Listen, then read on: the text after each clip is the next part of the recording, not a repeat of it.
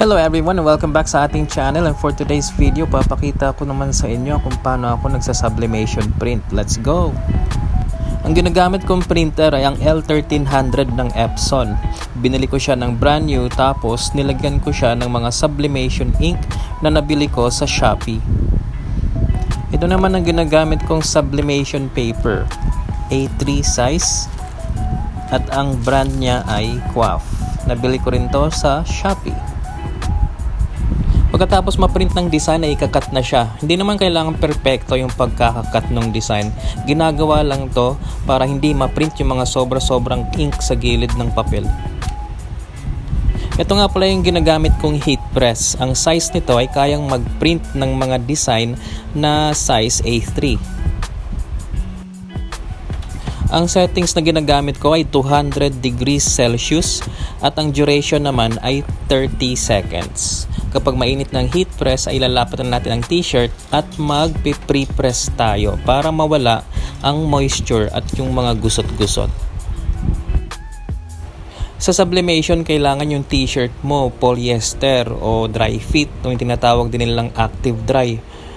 Pwede rin yung cotton spandex. Hindi ka pwedeng mag-sublimation sa 100% cotton. Kailangan mo pang gumamit ng sublimation coating para hindi lumabo yung design mo. Yung t-shirt na ginagawa ko ay may print sa left chest, kaya unahin ko munang i-print yan. Gumagamit ako dyan ng heat resistant tape para ma-secure yung design.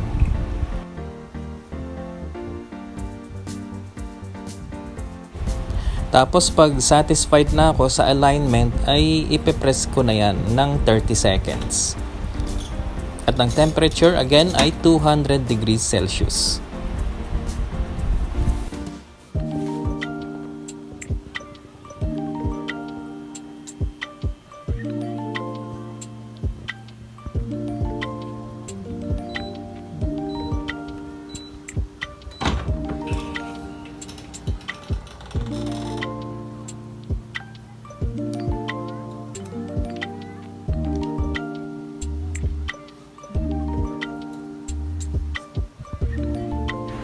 Pagkatapos ma-print yung nasa harap, ay ipiprint naman natin yung design sa likod.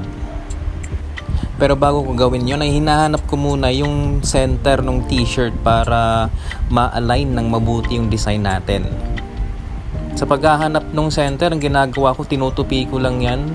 Tapos ipipress ko sandali para magkaroon ng tupi sa gitna.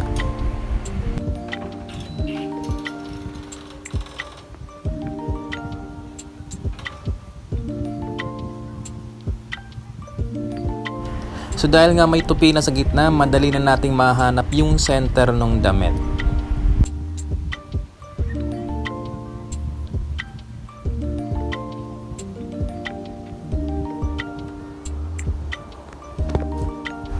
Pag nalapat ko na yung damit ay dodoblihan ko naman ng papel yung design na nasa harap para hindi humawa dun sa heat press mat natin.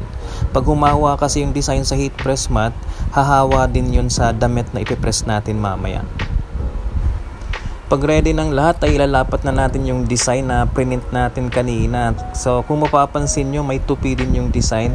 Yan din yung gitna ng design. So i-align lang natin yan sa tupi na nasa damit na ginawa natin kanina.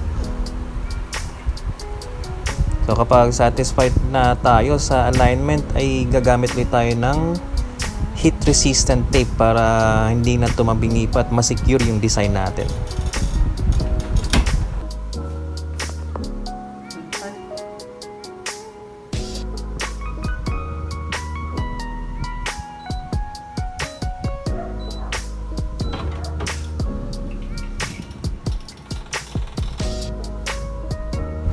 Ayan, at tapos na. Gawa na yung t-shirt natin.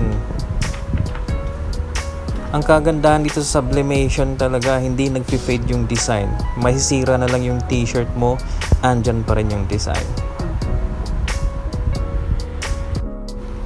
Kung may mga tanong ka, just drop a comment down below. Paalam!